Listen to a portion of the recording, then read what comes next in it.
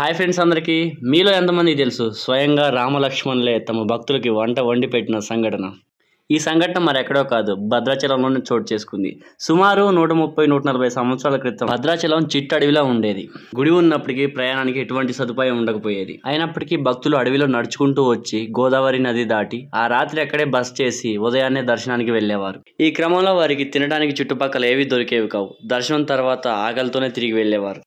అలా ఆకలితో తిరిగి వెళ్తున్న భక్తుల్ని చూడలేక చేతిలో చిల్లి గవ్వ లేనప్పటికీ ఎలాగైనా భక్తుల ఆకలి తీర్చాలన్న గొప్ప ఆలోచన కలిగిన మహానుభావుడే శ్రీ పమిడిగంటం వెంకట రమణదాసు గారు. చూశారు కదా ఆయన విగ్రహాన్ని. ముందు ఆయన గారి చిత్రపటాన్ని కూడా మీకు చూపించడం జరుగుతుంది. ఎవరైనా పరమాత్మను చేరుకోవాలంటే నిస్వార్థమైన సేవ, భక్తి కలిగి ఉండాలి. ఈయన గారు కూడా చేశారు నిస్వార్థమైన సేవ.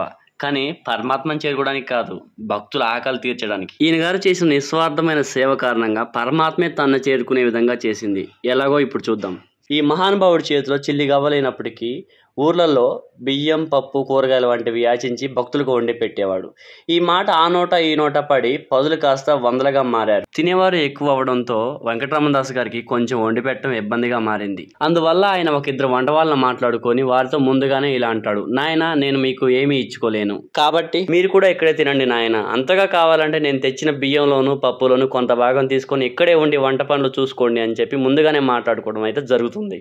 ఇలా మన వెంకటరమణదాస్ గారు చేస్తున్న అన్నదాన ఏర్పాట్లు ఆ నోట ఈ నోట పడి జనం విపరీతంగా పెరగడం జరిగింది. అలాగే ఆ మహానుభావుడు నిరంతరాయంగా తెచ్చివ్వడం, ఈ వంట వాళ్ళు వండి పెట్టడం ఇలా జరుగుతూ ఉండేది. ఇలా కొంతకాలం తర్వాత ఒక రోజు వెంకటరమణదాస్ గారు లేవలేని స్థితిలో ఉండిపోతారు. అప్పటికే భక్తులు విపరీతంగా రావడం జరుగుతుంది. తెచ్చిన బియ్యం, పప్పు, కూరగాయలు వంటివి అయిపోయి వంటవారికి ఏం చేయాలో అర్థం కాక విషయాన్ని వెంకటరమణదాస్ గారికి చెప్తారు. అప్పుడు వెంకటరమణదాస్ గారు ఇలా అంటారు: ఎందుకు నాయన బాధపడటం, చేస్తున్నది ఆయన, చేయించుకుంటున్నది ఆయన, భక్తుల రూపంలో వచ్చి తింటున్నది కూడా ఆయనే. నేను అనే గర్వం మనకి లేనప్పుడు దారి కూడా ఆయనే చూపుతాడు అనడం జరుగుతుంది. సీతారాముల చిత్రపటం ముందు కూర్చొని ఆ మహనీయుడు ఆ మాట అన్నాడో లేదో సరిగ్గా అదే సమయానికి ఒక పెద్ద జమీందారు వచ్చి, ఇక్కడ వెంకటరమణ హరిదాస్ గారు అంటే మీరేనా అని చెప్పి తన చేతిలో ఉన్న ఆస్తి పత్రాలు తన చేతికిచ్చి, నేను ఒక పెద్ద జమీందారు కుటుంబీకుణ్ణి, మాకు ఎంతో ఆస్తుంది, మా అమ్మగారు శ్రీరాముడికి గొప్ప భక్తురాలు, మా అమ్మగారు శ్రీరాముడు కల్లో కనిపించి మీకు ఈ ఆస్తి పత్రాలు అందించమని చెప్పారు, అందుకోసం మిమ్మల్ని వెతుక్కుంటూ మరీ ఇక్కడ దాకా వచ్చానని చెప్పి వెంకటరమణ హరిదాస్ గారికి ఆస్తి పత్రాలు ఇవ్వడం జరుగుతుంది. చూశారు కదా, నిస్వార్థమైన సేవ ఉంటే భగవంతుడు ఎప్పుడూ తోడే ఉంటాడని చెప్పడానికి ఇది ఒక నిదర్శనం. ఆస్తి పత్రాలను తీసుకున్న వెంకటరమణదాస్ గారు మహాప్రసాదంగా భావించి అన్నదాన సమయంలో భక్తులకు ఎలాంటి ఆటంకాలు కలగకుండా ఒక సత్రాన్ని నిర్మించాలని నిర్ణయం తీసుకుంటారు. అనుకున్న విధంగానే ఒక సత్రాన్ని నిర్మించి ఆ సత్రానికి అంబాసత్రం అని పేరు పెడతారు. అంబాసత్రం అని పేరు పెట్టడానికి గల కారణం ఏంటంటే, భక్తులకు అన్నం వడ్డించే ముందు అన్నప్రసాదాన్ని సీతమ్మ వారికి ఆరోగ్యంగా సమర్పించే ముందు అమ్మవారి కంకణాల చప్పుడు, గాజుల చప్పుడు, గజ్జల చప్పుడు వంటివి భక్తులకు నిదర్శనంగా ఎన్నో వినిపించేవి. అందువల్ల అమ్మవారు నడయాడిన ప్రదేశం కనుక ఆ సత్రానికి అంబాసత్రం అని పేరు పెట్టడం జరుగుతుంది. జమీందారు గారు ఇచ్చిన ఆస్తి పత్రాల నుండి మన వెంకటరమణ హరిదాస్ గారు చిల్లి గవ్వ కూడా ఆశించకుండా భక్తుల అన్నదానానికి కావాల్సిన సదుపాయాలన్నీ సమకూర్చుకుంటారు. ఇలా నిస్వార్థంగా ఆ మహనీయుడు చేసే అన్నదాన సేవ సజావుగా సాగుతుంది. భద్రాచలంలో జనం విపరీతంగా పోటెత్తే రోజు శ్రీరామనవమి రానే వచ్చింది. తెల్లవారితే శ్రీరామనవమి. స్వామివారి కళ్యాణం చూడటానికి వచ్చిన భక్తులు అన్నదానానికి కూడా విపరీతంగా అవసరమైన ఉద్దేశంతో మన మహనీయుడు వెంకటరమణ హరిదాస్ గారు భోజన ఏర్పాట్లకు కావాల్సినవన్నీ ముందుగానే సిద్ధం చేసుకుని ఉంచుతాడు. చూస్తుండగానే తెల్లవారిపోతుంది. అక్కడ ఉన్న వంటవారు వంట చేద్దామని లేచి చూసేసరికి అక్కడ ఉన్న పాత్రలు, గంటెలు, గిన్నెలు వంటివి దొంగలు ఎత్తుకొని పోతారు. ఈ దొంగతనం మనకెక్కడ చుట్టుకుంటుందో అన్న భయంతో వంట వాళ్ళు కూడా అక్కడ నుండి వెళ్ళిపోతారు. వెంకటరమణ హరిదాస్ గారు చూసేసరికి అక్కడ వంట వాళ్ళు లేరు, అక్కడ ఉన్న పాత్రలు అన్ని మాయమైపోతాయి. ఏం చేయాలో దిక్కు తోచని స్థితిలో ఊరిలోకి వెళ్ళి ఎవరైనా వంటవారు ఉన్నారేమో అని చెప్పి ఎంతో మందిని అడుగుతారు. తినడానికి వచ్చేవారే కానీ వండడానికి, సేవ చేయడానికి వచ్చేవారు ఎవ్వరూ లేరు. ఇటు చూస్తే అన్నదానానికి భక్తులు వచ్చే సమయం అవుతుంది.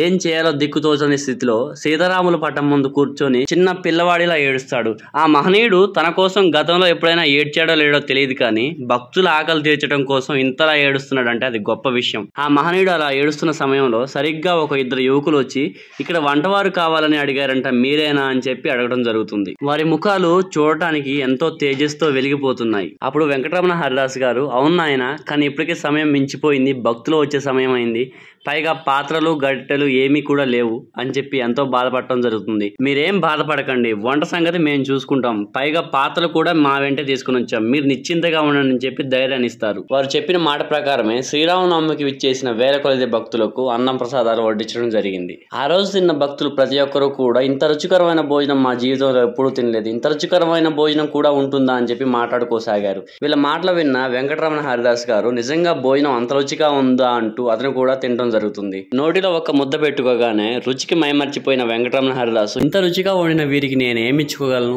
కృతజ్ఞత చెప్పుకోవడం తప్ప అనుకొని వెళ్ళి చూస్తే అక్కడ వంటవారు ఎవరూ కనిపించరు. కనీసం ఒక మాట కూడా చెప్పకుండా ఇంతలోనే ఎక్కడికి వెళ్ళి ఉంటారా అని చెప్పి కొంతసేపు వారి కోసం వెతుకుతాడు. ఎంతకీ కనిపించరు. అలా ఆ రోజు గడిచిపోతుంది. అదే రోజు రాత్రి వెంకటరమణ హరిదాస్ గారు నిద్రిస్తున్న సమయంలో రామలక్ష్మణులు కల్లో కనిపించి వంట వండి భక్తులకు వడ్డిస్తున్నట్టుగా కలొస్తుంది. అప్పుడు రామలక్ష్మణులు ఇలా అంటారు, ఏమయ్యా మా కోసం తిరిగి తిరిగి బాగా అలసిపోయావా, మేము చెప్పకుండా వెళ్ళిపోయామని ఏం బాధపడకు, మా గుర్తుగా నీ కోసం ఒక 2 గుండిగలను అక్కడే వదిలి వచ్చేసాం అని చెప్పి రామలక్ష్మణులు అంతర్ధానం అయిపోతారు. ఈ మహనీయుడు మేల్కొని వెళ్ళి చూస్తే నిజంగానే అక్కడ 2 గుండిగలు చూసి ఆశ్చర్యపోతాడు. చూస్తున్నారు కదా ఇక్కడ కనిపించే పెద్దవి, ఇవే రామ లక్ష్మణ గుండిగలు, సాక్షాత్తు రామలక్ష్మణుల విడిచిపెట్టిన గుండిగలు. ఇవి ఇప్పటికీ అంబాసత్రంలోనే ఉన్నాయి. భద్రాచలం గుడి నుంచి సరిగ్గా 1 కిలోమీటర్ దూరంలో ఉన్నాయి. ఒకవేళ అడ్రస్ కన్ఫ్యూజ్ అయిన వారు అంబాసత్రం అని అడిగితే ఎవరైనా చెప్తారు. ఆ మహనీయుడు శ్రీ పమిడిగంటం వెంకటరమణ హరిదాస్ గారు మొదలుపెట్టిన అన్నదాన కార్యక్రమం అక్కడ ఇంకా కొనసాగుతూనే ఉంది. అన్నం పరబ్రహ్మ స్వరూపం కనుక అన్నం వృధా కాకూడదనే ఉద్దేశంతో అన్నదాన నిర్వహణలో వీరు కొన్ని పద్ధతులను ఫాలో అవుతారు. అన్నదానంలో పాల్గొనే వారు ఎవరైనా ఎంతమంది అయినా సరే ముందుగా ఆ రోజు ఉదయం 10:30 అంబాసత్రం వారికి వారి పేర్లు తెలియజేయాలి. నమోదైన భక్తులను బట్టి అన్నం వృధా కాకుండా వీరు వంట విషయంలో తగు జాగ్రత్తలు తీసుకుంటారు. అన్నదానం 12:30 మొదలై 2:30 వరకు కొనసాగుతూనే ఉంటుంది. చూసారు కదా ఫ్రెండ్స్ ఈ వీడియోని. ఈసారి మీరు కూడా భద్రాచలం వెళ్తే అంబాసత్రం తప్పకుండా వెళ్ళండి. రామ లక్ష్మణ గుండెగల్ని తప్పకుండా దర్శించుకోండి. ఫ్రెండ్స్ మీ అందరికీ నాదొక చిన్న మనవి, నేను నెక్స్ట్ అప్లోడ్ చేయబోయే వీడియో ఏంటంటే సాక్షాత్తు నరసింహస్వామి లక్ష్మీ సమేతుడై తన భక్తుడికి నృసింహ సాలగ్రామాన్ని సమర్పిస్తాడు. ఆ సాలగ్రామం ఇప్పటికీ ఎక్కడ ఉంది, ఆ సాలగ్రామం ప్రత్యేకత ఏంటనేది నెక్స్ట్ వీడియోలో తప్పకుండా తెలియజేస్తాను ఫ్రెండ్స్.